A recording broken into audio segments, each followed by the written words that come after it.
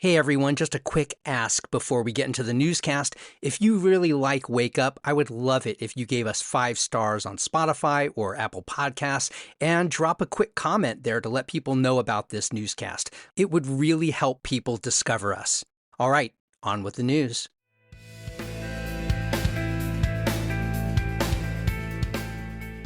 Wake up, Jacksonville. I'm Matt Peiken, and this is your local newscast for Thursday, January 15th.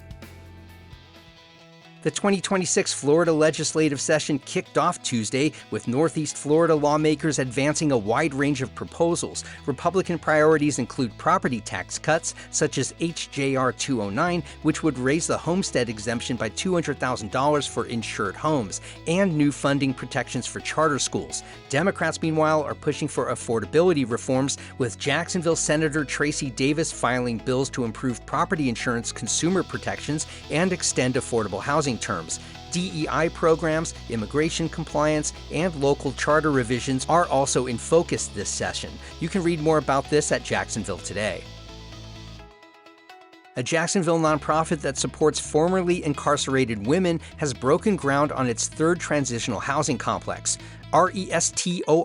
Restore, which stands for Rebuilding Ex-Offenders Successfully Through Opportunities, Rehabilitation, and Education, will open a new quadplex this fall on West 9th Street. The $800,000 facility will offer 4 units for women transitioning to independent living.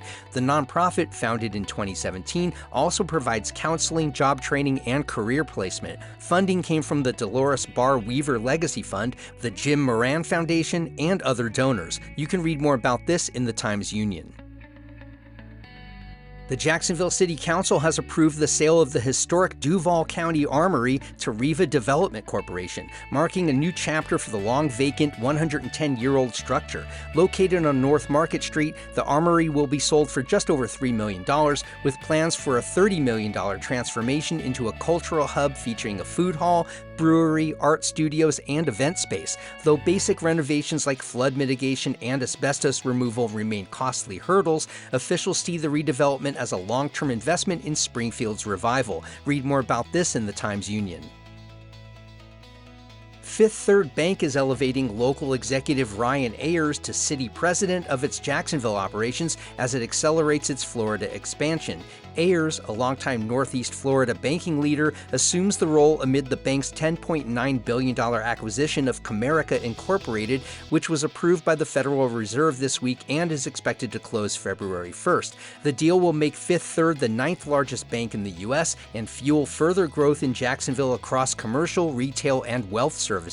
Ayers has served as Senior VP and Commercial Sales Manager since 2020. Read more about this in the Business Journal. And Jacksonville Mayor Donna Deegan did follow through on a wager with Buffalo's mayor after the Jaguars' playoff loss to the Bills.